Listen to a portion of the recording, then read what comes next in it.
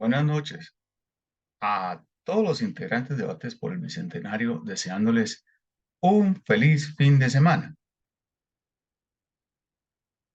Y de igual forma, disfruten el eclipse de sol, pero tengan en cuenta que no se debe observar el fenómeno astronómico directamente.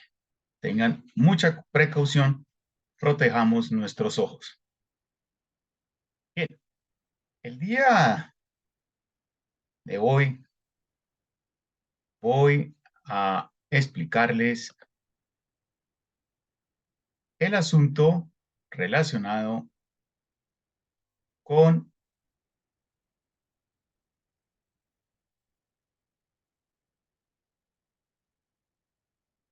con la campaña del general José María Córdoba en 1823 contra las guerrillas realistas lideradas por el coronel indígena Agustín de Agualón. Como antecedentes tenemos el triunfo de Bolívar sobre Agualongo en la batalla de Ibarra, que se mencionó en los escritos de Debates por el Bicentenario.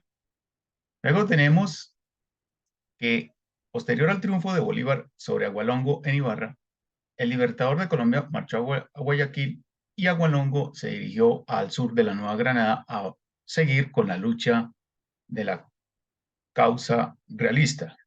Por lo tanto, el guerrillero Pastuso reunió a las guerrillas en los alrededores de los ejidos de Pasto, inquietó a las tropas de José Flores y el general Bartolomé Salón, que estaban ubicadas en el interior.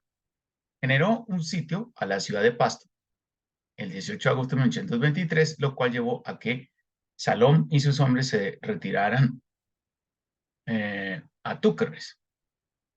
Esta, este retiro por parte de Salom obligó y llevó a Hualongo a ocupar la ciudad de Pasto el 23 de agosto, por lo cual Salom fue reemplazado por el general José Mirés y este logró la ocupación de Pasto por parte de los ejércitos republicanos patriotas a mediados del mes de septiembre de 1823. Ahora, ¿cómo se van a desarrollar los acontecimientos relacionados con la campaña de José María Córdoba contra Agustín de Agualongo?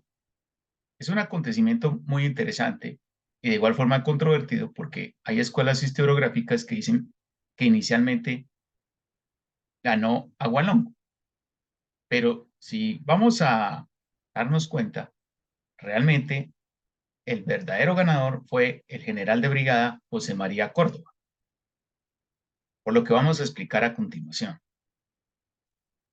Como habíamos dicho, después de la retirada de Agualongo de Pasto por parte de las tropas del patriota José Mírez, quien ocupó la ciudad de los Ejidos, Agualongo tuvo que establecerse en el norte de Pasto, es decir, fue a los valles del Patía para reunirse con los patianos, muchos de ellos que ya eran de la causa realista, pero acordémonos que por la conversión de José María Obando, muchos de ellos pues servidores del general Payanés, pues se dedicaron a seguir la causa republicana patriota. En 1823, el general José María Córdoba se había establecido en Bogotá en asuntos burocráticos, encomendado por el general Santander para hacerle una férrea oposición a Nariño, que venía haciendo escritos contra el gobierno del presidente encargado a través de su periódico Los Toros de Fucha. De todas formas, Córdoba mantuvo una neutralidad para evitar roces entre Nariño y Santander, por lo que esa neutralidad le sirvió para no tener problemas de ninguna índole, así como posteriormente los dos generales, Nariño y Santander, llegaron a un acuerdo. de dos grandes figuras de la independencia. Visitó a su familia en Antioquia y posteriormente fue encomendado para defender la provincia de Popayán, donde llega a la capital, Popayán, la cual pues estaba bajo asedio guerrillero realista y desalojó a dichas guerrillas que estaban hostigando la ciudad de Popayán. Esto llevó a que Córdoba tratara de abrir operaciones contra las guerrillas de Agualongo. Para ello, pues, partió con una columna de 260 hombres, en los cuales pues dividió sus fuerzas de tal manera que nombró al coronel José Hilario López jefe del Estado Mayor y de la vanguardia de la columna, y su hermano, el capitán Salvador Córdoba, quien se había caracterizado en la campaña del Bajo Magdalena de 1820, con su hermano, comandante de la primera compañía de cazadores.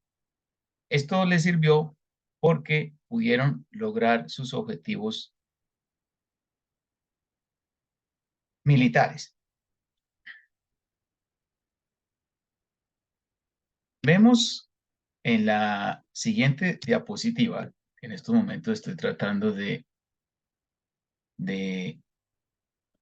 fijar, que Córdoba abrió operaciones sobre Pasto, que fue de la siguiente manera. Primero, marchó con rapidez y sigilo, ocupó Chacapamba y de ahí estableció operaciones y trató de intimar a los realistas para que se rindieran. Como consecuencia, vinieron una serie de ataques y hostigamientos de las guerrillas de Agualongo, con lo cual Córdoba se vio obligado a rechazarlos en las alturas de Tacines, donde Nariño había peleado contra los españoles en 1814. Luego buscó un movimiento de flanco para ocupar Pasto desde otra dirección, pero hubo un nuevo ataque enemigo llegado con refuerzos para apoyar a Agualongo, lo cual frustró el plan de Córdoba. Ante el hostigamiento de las guerrillas de Agualongo, los patriotas, encabezados por Córdoba y su columna, se establecieron en Cebollas, donde rechazaron nuevamente a los realistas. Esto llevó a que Córdoba tratara de buscar el Guaitara para lograr contacto con Quito ante la imposibilidad de tomar Pasto. Algo similar a lo que había pensado Simón Bolívar previo a la batalla de Bomboná en 1822. Ahora, el coronel José Hilario López, quien había participado con Nariño en las campañas del sur 1813 y 1814, disuadió al joven general de brigada a desistir de la posibilidad de realizar dicha maniobra táctica debido a que había un alto riesgo de que los guerrilleros pastusos pudieran cortar el cañón y entonces se frustraba el plan táctico del general Córdoba. Por lo tanto, decidieron realizar el retiro estratégico hacia Popayán. Y cuando yo me refiero de retiro estratégico, aquí vale decir una cuestión importante, que la gran mayoría de historiadores, tal vez debido a su desconocimiento en asuntos militares, creyeron o han creído que porque José María Córdoba se replegó hacia Popayán, fue derrotado por Agualón. La realidad no fue así. La realidad fue que Córdoba estableció un retiro estratégico o un retiro simulado para atraer a las fuerzas de Agualongo y así poder derrotarlo en los combates que siguieron. Vamos a mirar el siguiente ejemplo. Córdoba marchó al Guanambú, lo cual fue perseguido por los guerrilleros de Agualongo. Pero López, José Hilario López, quien estaba a la vanguardia de la columna, posicionó al alférez Yuc, un oficial irlandés, quien con 40 hombres cubrió el paso del río por López. En estas operaciones sobre el Cañón y el río Juanambú, empleó lo que llaman desde la estrategia militar un movimiento retrógrado por escalones mediante posiciones alternas. Y esto llevó a grandes resultados, ya que Yuc cubrió el paso de la retaguardia sobre los acantilados y se inició un descenso para evitar la maniobra de envolvimiento que estaba buscando Agualongo sobre la columna de Córdoba. A pesar del acoso a poca distancia que estaba realizando Agualongo sobre Córdoba, la vanguardia de López ocupó la orilla opuesta del río Juanambú al posicionarse sobre las trincheras del Huesaco. Esto llevó a que lograra interponerse sobre los realistas y los republicanos, con lo cual Agualongo detuvo su marcha y se replegó. Esto lo dice José Hilario López en sus memorias, las cuales pueden consultar. Posteriormente, luego de haber triunfado sobre las guerrillas realistas en Juanambú, realizaron una maniobra de distracción en Berruecos, donde simularon un movimiento en otra dirección y pasaron por el cerro de Berruecos, donde en 1830 sería asesinado el gran mariscal Antonio José de Sucre.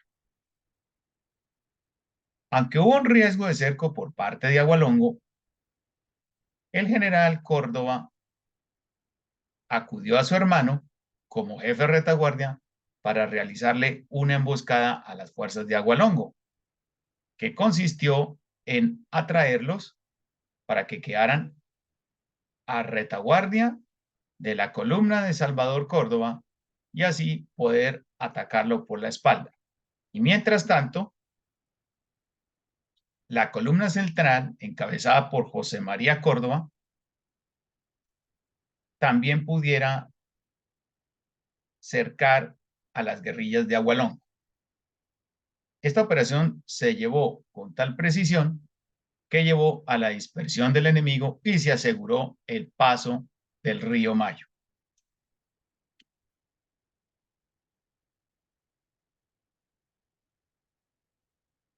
Como operaciones finales, antes de llegar a Popayán, la columna de vanguardia, liderada por José Hilario López, por orden de José María Córdoba, se adelantó a Popayán con el ánimo de obtener municiones. En la aldea 24, la cual se conoce como Bolívar hoy en día, Córdoba decidió hacer frente a las guerrillas utilizando el campo abierto, el poblado 24 y también la población que se encontraba ahí como una forma de cobijarse frente a las incursiones realistas. Su estrategia consistió en replegarse, con lo cual atrajo a la masa enemiga y realizó un cambio de frente, con lo cual realizó un contraataque mediante una carga e infligió un duro golpe a las fuerzas de Agualongo, lo cual logró lo que se llama en el argot militar la ruptura de contacto, para lo cual el 30 de noviembre llegaron a la ciudad de Popayán. ¿Qué tenemos como conclusiones aquí? Que fue una de las brillantes campañas del joven general de brigada José María Córdoba en materia de contrainsurgencia. Desgastó a las fuerzas de Agualongo, con lo cual el guerrillero indígena trató nuevamente de ocupar Pasto, que como habíamos dicho, Agualongo, perdón, Agualongo fue desalojado por Mirés a mediados de septiembre de 1800.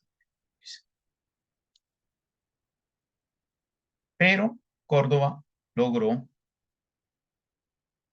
que los patriotas ganaran tiempo para la reagrupación de las fuerzas republicanas y la victoria final sobre los guerrilleros realistas de Agualongo y Estanislao Merchancano en los años 1824 y 1825, que se hablará en una próxima sesión.